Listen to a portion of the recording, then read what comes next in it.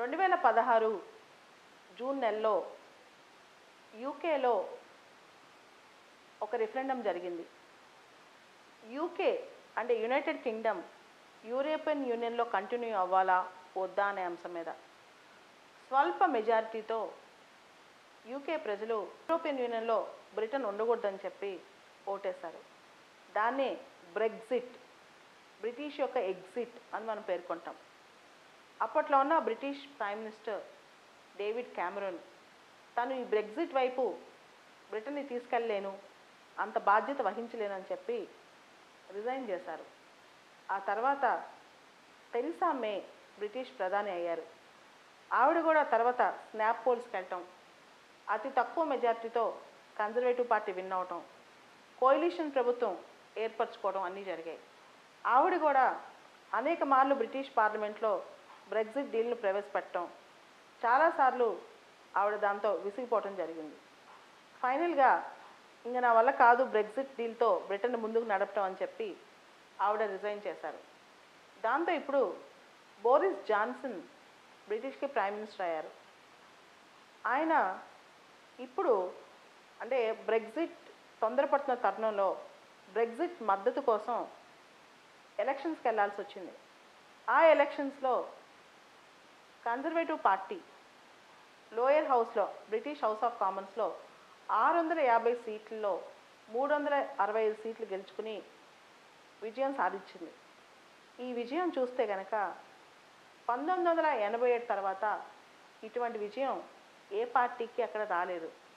1987లో Margaret థాచర్కి దాదాపు 8% ఓట్లు వచ్చాయి. ఇప్పుడు 40% ఓట్ల షేర్తో కన్జర్వేటివ్ పార్టీ అది గొప్పగా గెలిచింది. అంటే బ్రిటిష్ ప్రజలు కన్జర్వేటివ్ పార్టీ తద్వారా బ్రెగ్జిట్కి మద్దతు ఇస్తున్నారని మనం భావించవచ్చు. అదేవిధంగా లేబర్ పార్టీకి 650 సీట్లో కేవలం 203 సీట్లు మాత్రమే వచ్చాయి. ఇది పెద్ద వైఫల్యం లేబర్ పార్టీకి అని మనం చెప్పొచ్చు. ఈ లేబర్ పార్టీకి ఇంత వైఫల్యం రావడానికి కారణం వర్కింగ్ క్లాస్ యొక్క ఓట్లు లేబర్ పార్టీకి ఎక్కువ వెళ్ళలేదని కూడా చెప్పొచ్చు. దానికి కారణం గ్లోబలైజేషన్ వల్ల బ్రిటన్లో వచ్చిన ప్రభావాలు కానీ, లేకపోతే యూరోపియన్ యూనియన్ ఇంటిగ్రేషన్తో బ్రిటన్లో ఎంప్లాయ్మెంట్ కోల్పోవటం కానీ, ఇవన్నీ కూడా వర్కింగ్ క్లాస్ వాళ్ళు ఎక్కువ మంది లేబర్ పార్టీకి ఓటు వేయలేదని చెప్పొచ్చు.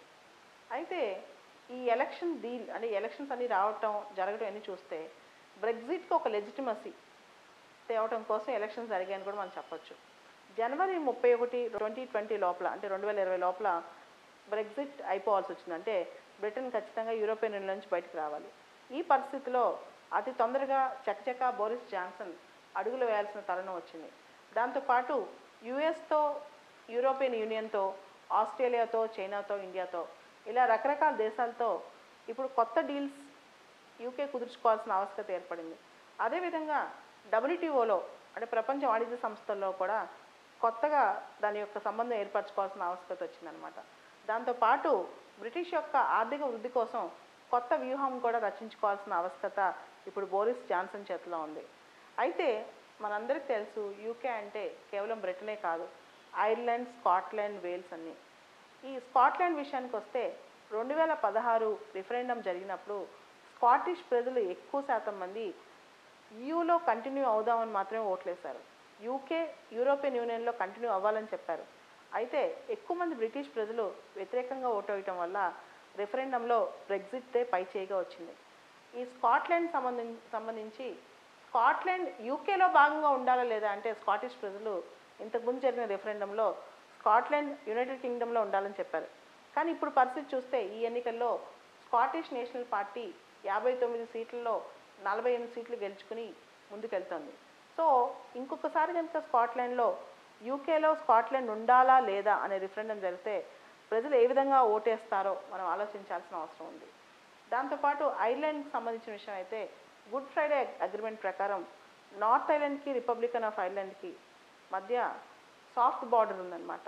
అయితే ఇప్పుడు అది బోరిస్ జాన్సన్ కొత్త బ్రెగ్జిట్ డీల్ ప్రకారం హార్డ్ బార్డర్ కాబోతుంది. అంటే కస్టమ్స్ లాస్ స్ట్రాంగ్గా రాబోతున్నాయి రిపబ్లిక్ ఆఫ్ ఐర్లాండ్కి, నార్త్ ఐర్లాండ్కి మధ్య. సో ఈ విషయం కూడా ఐర్లాండ్కి కొంచెం ఇబ్బంది కలిగించే అంశం అని మనం చెప్పొచ్చు. దాంతోపాటు భారతదేశానికి ఈ కన్జర్వేటివ్ పార్టీ విన్ అవడం వల్ల జరిగే లాభాలు నష్టాలు ఆలోచిస్తే ఖచ్చితంగా కన్జర్వేటివ్ పార్టీ బోరిస్ జాన్సన్ ప్రభుత్వం రావడం వల్ల భారతదేశానికి మంచి జరుగుతుందని మనం చెప్పొచ్చు. దానికి 2-3 ఉదాహరణలు. ఇప్పుడు కాశ్మీర్ అంశం తీసుకున్నా, లేకపోతే ఇండియాలో జరిగిన అనేక అంశాలు. ఉదాహరణకి ఇప్పుడు కన్జర్వేటివ్ పార్టీలో ఇప్పుడు మొత్తం బ్రిటిష్ పార్లమెంట్లో లోయర్ హౌస్లో గెలిచిన వాళ్ళు 15 మంది ఇండియన్ ఆరిజిన్ అనమాట.